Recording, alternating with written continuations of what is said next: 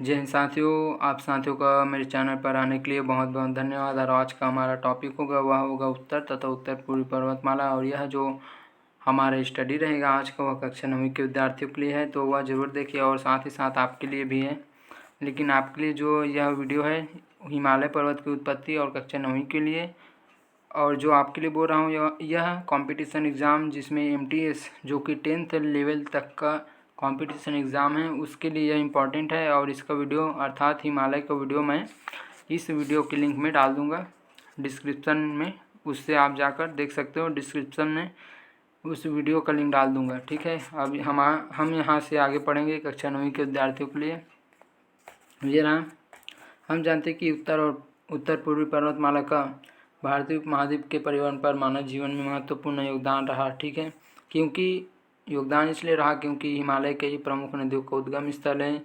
इनमें गंगा, ब्रह्मपुत्र व सिंधु सबसे बड़ी नदियाँ हैं। तीस्ता व मानस ब्रह्मपुत्र तंत्र की नदियाँ हैं, अर्थात ब्रह्मपुत्र की सहायक नदी कौन कौन सी? तीस्ता और मानस। झेलम, चिनाब, रावी, व्यास और सतलज जो है वह सिंधु तंत्र की, और यमुना, काली, कर्नाली, राप्ती, गंडक, गोमती व कोसी तंत्र जो है वह गंगा तंत्र की नदियाँ हैं। अब और देख लेते एक बार अच्छे से मैप में। इस प्रकार से आपको ब्रह्मपुत्र नदी का अपवाह तंत्र मिलेगा। यह जो है वह ब्रह्मपुत्र नदी है जो कि इस प्रकार से अरुणाचल प्रदेश, असम और फिर मेघालय से होते हुए बांग्लादेश में प्रवेश करती है, ठीक है। इस प्रकार से इसका अपवाह तंत्र है। और इसका सहायक नदी तीस्ता है, इसका सहायक नदी तीस्ता है। और देख लेते कौन कौन सा था? तीस्ता था व मानस, और साथ ही लोहित, दिबांग, इस प्रकार से भी लोहित, दिबांग, धनसरी, इस प्रकार से इसका सहायक नदी है। और इसका भी वीडियो मैं इस वीडियो के डिस्क्रिप्शन में इसका लिंक डाल दूँगा। और इसमें एक और दिया गया है वह गंगा का, तो गंगा का इस प्रकार से रहा, ये जो है वह गंगा नदी है। और इसका जो सहायक नदी है जिसे नदी तंत्र कहते हैं ये यमुना रहा, उसका सबसे बड़ी सहायक नदी यमुना। और साथ ही साथ दिया गया है राप्ती, गंडक, गोमती व कोसी, ठीक है। राप्ती, गंडक, गोमती व कोसी, इस प्रकार से भी इसका सहायक नदी है गंगा का। इसे भी यह भी उसी वीडियो में सम्मिलित है, तो उसका भी लिंक डिस्क्रिप्शन में डाल दूँगा। और उसके बाद फिर है वह है सिंधु तंत्र, और सिंधु तंत्र का भी इस प्रकार से रहा, ये रहा सिंधु तंत्र, ठीक है। सिंधु तंत्र ये रहा, ये जो है वह सिंधु नदी है, इस प्रकार से सिंधु नदी आया है। और इसका चिनाब, रावी और व्यास, सतलज, इस प्रकार से इसका भी नदी तंत्र है, और यह सभी इसका सहायक नदी है, ठीक है। अब इसके बाद अगला देख लेते हैं बर्फ़ की नदी या हिमनद। इस पर एक बार फोकस करते हैं, कौन सा नदी तंत्र सबसे बड़ा है? तो गंगा भारत का सबसे बड़ा नदी तंत्र है। और फिर पश्चिम दिशा में कौन सी नदी बहती है? तो पश्चिम दिशा में इस साइड जो है वह सिंधु नदी बहती है पश्चिम दिशा में। यहाँ पास ताप्ती और रावी दिया गया है, ठीक है। तो रावी जो है वह सिंधु का है और ताप्ती जो है वह गंगा का है, तो इसमें रावी रहेगा उत्तर जो। उसके बाद सबसे कम संख्या में सहायक नदी, सबसे कम संख्या में सहायक नदी किसका है? तो वह सिंधु का, ब्रह्मपुत्र का नहीं। ब्रह्मपुत्र का बहुत सारी सहायक नदी तंत्र है। और इसके बाद महानदी, इसमें से कौन सी नदी तंत्र में आएगी? तो महानदी जो है वह गंगा में नहीं आएगा, ब्रह्मपुत्र में भी नहीं आएगा, यह जो है वह प्रायद्वीपी भारत का है, इस प्रकार से किसी में भी नहीं आएगा। इसके बाद फिर अगला देख लेते हैं बर्फ़ की हिमनद। बर्फ़ की नदी जिसे हिमनद कहते हैं, अत्यधिक ठंडे प्रदेशों अथवा ऊंचे पहाड़ों पर पानी की बजाय हिम की वर्षा होती है। किसकी वर्षा होती है? बर्फ़ की वर्षा होती है। और हिम की वर्षा जो है वह उसे हिमपात कहते हैं। इस वर्षा में हिम धुनी हुई रुई की तरह, जिस प्रकार से हमारे यहाँ पानी की बौछारें गिरती, उसी प्रकार से अत्यधिक ठंड प्रदेशों और ऊंचे पहाड़ों पर धुनी हुई रुई की तरह वर्षा होता है, और जो ज़मीन पर जाकर दबाव के कारण सघन हो जाते हैं, और इसका कुछ अंश कठोर बर्फ़ का रूप ले लेता है। हिम क्षेत्र से बर्फ़ नीचे की ओर ढाल के सहारे खिसकता है, ठीक है। नीचे की ओर जो ढलान होता है, ढलान ऊपर से नीचे इस प्रकार से ढलान होता है, उससे थोड़ा बहुत खिसकता हुआ चला जाता है। इसे इधर से जाएगा, इसे खिसकता हुआ चला जाता है। खिसकते हुए बर्फ़ को हिमनद या ग्लेशियर कहते हैं, ठीक है। अब इसके बाद अगला टॉपिक है, और यहाँ पास और देख लेते हैं। नदियों की तरह हिमनद भी घाटियों से होकर बहता है, अर्थात हिमनद बर्फ़ की नदी है जिसका स्रोत हिम है, अर्थात बर्फ़ है। हिमालय में अनेक हिमनद है जिनमें सबसे बड़ा है गंगोत्री, सबसे बड़ा गंगोत्री। इसकी लंबाई जो है 32 किलोमीटर है। खुम्बू हिमनद नेपाल के एवरेस्ट क्षेत्र में है। खुम्बू जो है वह नेपाल के एवरेस्ट में है। यह पर्वत की चढ़ाई का सबसे लोकप्रिय मार्ग है। वायुमंडल में बढ़ते तापमान के कारण हिमनदों के बर्फ़ पिघलने लगे और उनकी लंबाई कम होती जा रही है। इसको हम पार्ट के अनुसार से पढ़ेंगे, पार्ट 1 पार्ट 2, क्योंकि इसमें कश्मीर घाटी है और उसके बाद फिर है उत्तराखंड एक पहाड़ी गांव है। इसी प्रकार से पहाड़ी इलाकों का उद्योग धंधे है, पर्यटन है, इसलिए इसे हम दो से 3 पार्ट में डिवाइड करेंगे। भूस्खलन भी है, यह बहुत इम्पॉर्टेंट टॉपिक है। भूस्खलन जो है यह इम्पॉर्टेंट टॉपिक है, ठीक है। तो इस प्रकार से देख लीजिए। और इसके बाद फिर अगला है सबसे बड़ा गंगोत्री हिमनद में सबसे बड़ा हिमनद कौन सा है? गंगोत्री, जिसकी लंबाई 32 किलोमीटर। इस वीडियो में हम कश्मीर घाटी को कवर करेंगे और उसके बाद बाकी नेक्स्ट वीडियो में अगला पार्ट, ठीक है। तो यहाँ पास देख लेते हैं। समुद्र तल से 1850 मीटर अर्थात 1850 मीटर की ऊंचाई पर पर्वतों से घिरा कश्मीर घाटी जिसे झेलम घाटी भी कहते हैं।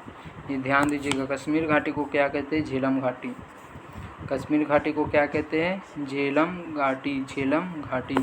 लगभग 135 किलोमीटर लंबी और 32 किलोमीटर चौड़ी इस पर्वत मध्य मैदान का निर्माण झेलम नदी के द्वारा हुआ।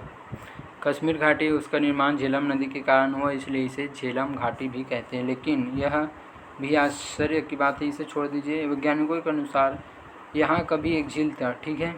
इस झील का निर्माण किस कारण से हुआ? यह वैज्ञानिकों के अनुसार एक बार भूकंप के कारण पहाड़ में दरार पड़ने से झील का पानी झेलम नदी में बह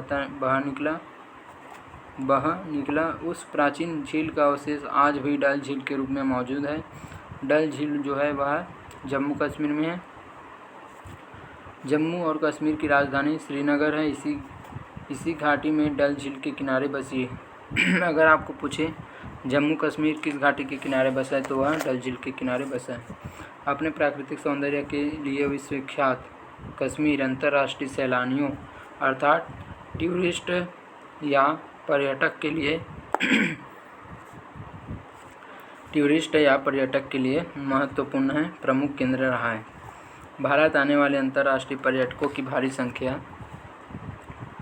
संख्या कश्मीर देखने के लिए आती है। डल झील में तैरता नाव के घर जिन्हें बोट हाउस कहते हैं। जो डल झील है वहाँ पास एक तैरता हुआ नाव है। इस प्रकार से इसे डल झील इसे बोट हाउस कहते हैं। घर की तरह रहता है, इसलिए बोट हाउस, ठीक है। और उसके बाद यहाँ के लोगों की आजीविका का प्रमुख स्रोत भी है। जो पर्यटन है वह यहाँ के लोगों का प्रमुख आजीविका का स्रोत है।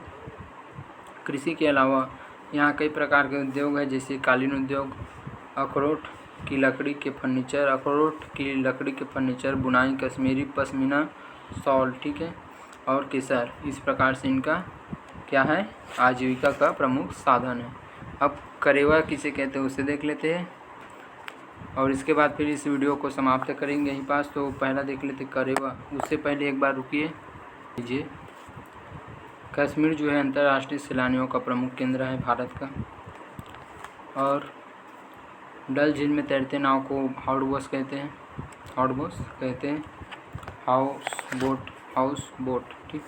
और उसके बाद यहाँ पास और आजीविका का साधन है, वह है कालीन उद्योग, अखरोट की लकड़ी के फर्नीचर, बुनाई, कश्मीरी पश्मीना शॉल, केसर आदि।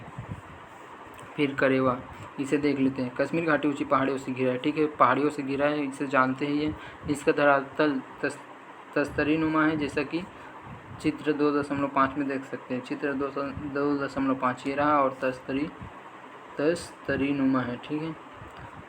और इसके बाद हज़ारों साल पहले यहाँ बहुत बड़ी झील थी, जिसमें चारों तरफ की पहाड़ियों में से कई नदी नालों का पानी बहकर आता था। ये नदी नाले अपने साथ लाए अवसाद, मिट्टी, गाद, क्ले आदि को कई सालों तक झील में जमा करते रहे, ठीक है, झील में जमा करते रहे। पृथ्वी की आंतरिक प्रक्रिया के कारण पीर पंजाल श्रेणी ऊपर उठने लगी, जिससे झील का पानी बहकर निकल गया।